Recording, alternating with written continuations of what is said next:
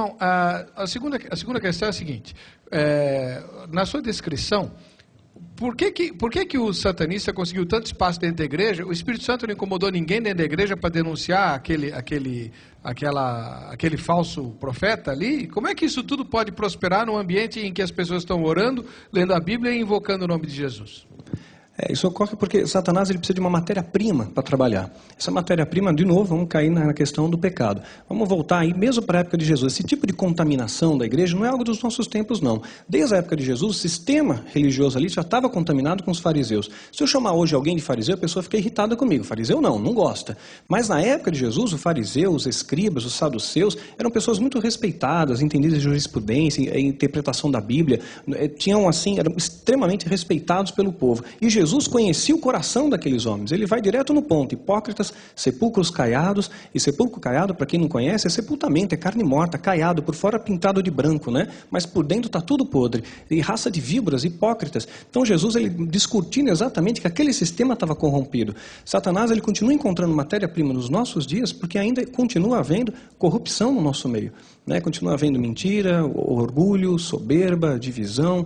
Isso daí, eu como missionário, viajando por esse Brasil, a gente entra muito em contato também com as feridas do corpo de Cristo. É o que a gente fala até no livro Voz do Clama no Deserto. Entra em contato com o quê? Com as feridas do corpo de Cristo. As feridas. São as partes que ainda não estão restauradas no corpo de Cristo. Então, na verdade, o inimigo ele entra num lugar onde ele sabe que vai ter espaço. Claro, à medida que você dá espaço, ele entra. Outra coisa, a gente sabe, Jesus disse que o anticristo ia aparecer. Sim, é fato. Quer dizer, não tem como evitar, não adianta a igreja falar, não, nós não vamos permitir que o anticristo venha. Né? Não, isso não, então, não vamos impedir isso. Por que é que precisa enfraquecer a igreja, já que o anticristo vai vir de qualquer jeito? Porque a igreja tem o poder de oferecer resistência. E quanto mais a igreja oferece resistência, mais o inferno é saqueado, mais vidas são restauradas, mais nomes são escritos no livro da vida. E Satanás não quer isso, ele quer o poder de destruição total. Se dependesse somente dele, não tivesse nenhum objeto de resistência, ele ia causar destruição total. Então a igreja tem um poder muito importante em oferecer essa resistência. Agora, vale a pena, eu posso fazer uma explanação? Claro. É uma coisa que é importante colocar, quando a gente fala que a igreja, muitas vezes, eu sei que muitos irmãos, eu recebo 300, 500 e-mails por dia, de irmãos que falam, olha, Daniel, eu vou esperar Jesus na minha casa, eu não quero mais saber de ir na igreja, porque eu estou decepcionado com a igreja, eu estou chateado, porque, olha, tem tanta coisa errada. E uma coisa que eu costumo falar nos meus seminários é comparar. Jesus ele nos ensina que a volta dele vai ser como foi na época de Noé. Quando todo mundo ali casavam-se, davam-se em casamento, até que dia veio o dilúvio e levou a todos. Né? Jesus está nos ensinando e faz uma analogia com a época de Noé. E quero lembrar que na época de Noé, Noé foi extremamente obediente a Deus. Fez tudo aquilo que Deus mandou e construiu a arca. Ele separou um casal de cada animal, pôs na arca. E quando veio o dia mau, quando veio o dilúvio, levou toda aquela tripulação da arca à vida. Quem estava fora estava morrendo. Jesus então nos ensina agora preceitos, princípios espirituais para a construção de uma nova arca, chamada igreja, santa, noiva, restaurada. A arca é essa que Jesus vai buscar. Eu creio e respeito quem tem uma posição escatológica diferente, mas eu creio que a igreja santa será arrebatada antes. Não vamos ver a cara do anticristo, não. Respeito quem tem uma posição diferente, mas a minha vamos liderança... ver sim. Não, eu creio que nós vamos subir primeiro. Por isso que o diabo está enfraquecendo a igreja. Eu penso que nós vamos enfrentar o anticristo e seremos poupados das tribulações que Deus derramará sobre o mundo como resultado, as taças de ira, de Apocalipse. São posições escatológicas, eu claro. Respeito quem coloca de forma diferente. Se eu for antes, eu não tenho nada contra ser poupado de tortura. Eu também acho melhor isso. Estou com o ingresso na mão já. Aleluia. Mas se eu tiver que enfrentar, eu quero reconhecer o bichão e dizer, opa, esse aí que todo mundo está dizendo que vem de Deus, não vem de Deus não. Mas os sinais estão à volta, né? É verdade, isso que vai acontecer. Os sinais estão à volta e estão apontando essa evidência aí. Então, voltando à questão da arca de Noé. Noé separa um casal de cada animal e vai para a arca. Jesus está princípios para nós construirmos uma arca, igreja, para quando fizermos, alinharmos com esses preceitos, nós vamos subir aos céus, vamos ter um encontro com Jesus lá na glória. E muitas pessoas reclamam, puxa, mas a igreja está difícil, mas eu quero lembrar que na época da arca eu não tenho muitos bichos em casa, tenho 2 gatinhos e 2 cachorros, mas eu tenho que trocar a areia do meu gato todo dia, tenho que jogar uma aguinha onde ficam os cachorros, porque eles fazem as coisinhas deles, né? Agora imagina dentro da arca, boi, búfalo, cavalo, elefante, né, hipopótamo, fazendo as suas coisinhas lá. 10 dias, 15, 20, 30 dias, lá dentro estava cheirando mal, lá fora chuva, né? Mas lá dentro da arca era vida. Então, por mais problemas que você enfrente na sua igreja, mas não olhe para os homens, tem que olhar para Jesus. Jesus nunca nunca vai te decepcionar.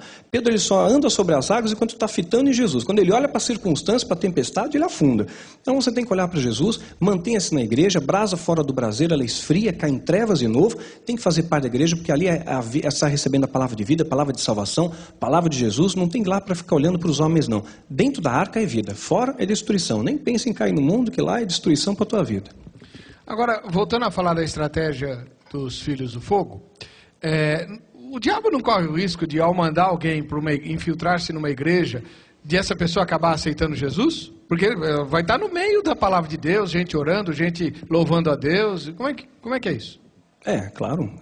Eu acho que até que eles devem ponderar esse risco calculado. Isso aconteceu comigo, graças a Deus, né? Ah, é? Como é que claro, foi? Eu me converti numa igreja evangélica. Eu namorava com uma moça, vou ter que sumariar também, estamos na televisão, né?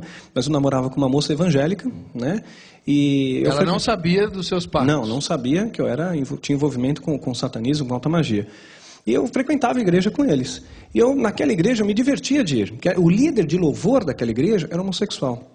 Ele não era satanista, mas ele tinha um ponto de legalidade, tinha um pecado, e fazia com que houvesse uma contaminação naquele louvor, era um louvor que não passava do teto. E eu via as entidades, via os demônios ali. Até que uma ocasião, que eu fui naquela igreja, eu vi um pastor ali pregar. Eu nunca tinha visto aquele homem pregar até então, mas a hora que ele subiu no púlpito, aqueles demônios recuaram, se afastaram. Eu senti dele um ódio, uma ira, um ódio que ser humano não é capaz de sentir, um ódio que vem do inferno, e tentei lançar um feitiço contra ele naquele dia, não deu certo. Noutra ocasião, aquela moça tentou marcar, a moça que namorava comigo, marcou um encontro, uma reunião com aquele pastor, eu fiz feitiços, encantamentos contra ele, a noite inteira. E olha, meu irmão, como é bênção ser filho de Deus. Ser filho de Deus, você tem acesso à sala do trono, em qualquer lugar que você esteja, na rua, no trem, no metrô, no ônibus, linha direta com a sala do trono. Agora, quando o cara está ligado com o demônio, lá com o capeta, você tem que fazer pentagrama no chão, tem que estar apontado para a direção certa, tem que ter alguém... Você fazia isso? Fazia, tinha uma parafernália.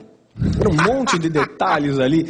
Então eles são muito minuciosos. Temos ritual, vem de algo rigoroso, né? Rígido. Não pode ter erro. Errou, dançou, não funciona, né? O capeta não vem. E aí então fiz todas as cerimônias e pensei que ia matá-lo, né? No dia do encontro ele não foi, pensei que realmente ele tinha morrido.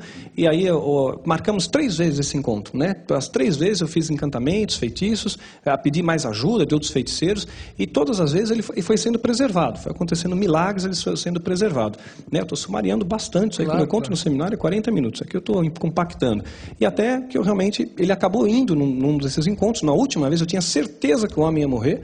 Né? E quando ele apareceu, eu não conseguia nem olhar para ele. Era um homem cheio do poder do Espírito Santo. Eu não sabia o que era isso. Mas a impressão é que se eu olhasse para ele demais, se eu tocasse nele, eu ia cair por terra. Ele me levou para a sala dele, eu entrei primeiro, ele entra atrás de mim, tranca a porta a chave. Quando trancou a chave, eu falei, poxa, a coisa vai pegar para o meu lado aqui, né? Rapidamente eu olhei para a janela e vi grades na janela. Num cálculo rápido mental, descobri que eu tinha que emagrecer muito para passar por aquelas grades. E aqui eu falei, pastor, eu não quero mais falar com o senhor não, eu preciso ir embora. Né? E ele falou, olha, eu não vou falar com você não, filho. Você não quer conversar, não vou conversar, vou apenas orar por você. Impôs as mãos sobre minha cabeça, perdi a consciência, e foi uma guerra, foram 3 horas e meia ali. E... Ele sabia? Não sabia. Ele sabia apenas que alguma coisa estava de errado comigo. Tá. Quando ele orou, manifestou uma entidade, e ali foi uma guerra. E quando eu saí de lá realmente renovado, transformado por Jesus. E a tua irmandade, não foi atrás de você? Claro que foi, até hoje. Ah, é? Não desistem, não. Mudam as estratégias, Existe risco de vida para quem abandona a irmandade? Existe sim. Nós somos ameaçados e houve muitos atentados contra a minha vida, contra a minha pessoa, contra a minha família, que me fez já mudar de casa 3 vezes. Né? Momentos até que eu morava Isso que vai acontecer agora não é um atentado da Irmandade. É um atentado da coisa chamada televisão. Nosso tempo acabou. Você acredita? Ok. Deixa eu mostrar os livros e você vai falar como é que a gente faz para te convidar, para você falar na igreja, e também como é que a gente faz para comprar os livros, né? Ok. Vamos lá. Deixa eu mostrar um por um, né? Senão... Enquanto você vai falando, Filho do Fogo. Filho do Fogo, Descortinado da Alta Magia, foi o nosso primeiro livro da série. Né? Vai retratar essencialmente o meu testemunho de vida, como eu entrei para o satanismo e como eu me converti. Guerreiros da Luz, o treinamento. Quando você tem um chamado, você também tem um treinamento para o chamado. Vai mostrar esse treinamento, como foi o preparo para o nosso chamado ministerial. E Voz que Clama no Deserto, fecha a trilogia. Estamos agora escrevendo o 2º volume. Cada um desses livros são 2 volumes. Voz que Clama no Deserto vai mostrar os nossos 2 primeiros anos de ministério, onde entramos em contato com alguma das feridas do corpo de Cristo. Então esses 3 livros podem ser A irmã adquiridos, Isabela é a moça que você namorava ou não? Não, essa é minha esposa. Aquela lá não deu certo. Aquela lá não era de Jesus. Só te levou para a fé e nada? Mas ali foi um outro... Ela era evangélica não praticante. Né? Existe isso, é? Existe, infelizmente existe, meu irmão. Bom, como é que a gente faz para te convidar, Daniel? Pode mandar por e-mail para a gente, né? danielmastral@hotmail.com, né? Também pode acessar o nosso site, www.guerreirosdaluz.org.r8.org, ou então pode também entrar no site da nossa editora, Editora Naós, www.editoranaos.com.br. Uma última pergunta, ainda que estoure o tempinho, mas eu preciso te fazer essa pergunta. Daniel, você não acha que a igreja evangélica está ficando mística demais? Nós estamos vendo alguns exageros, sim. Eu creio que o grande erro, meu irmão, é que muitas vezes nós estamos fazendo de experiências pessoais doutrina. Isso é errado. Qualquer coisa que saia da palavra de Deus, aí alguma coisa está ficando estranha. Por isso, nossos livros, ou também no nosso seminário, a gente procura pautar na teologia, na palavra de Deus. Saiu da palavra de Deus, está entrando coisa do bicho aí também. Amém. Muito obrigado pela sua participação. Eu que agradeço. Daqui 3 minutinhos voltamos com o Vejam Só.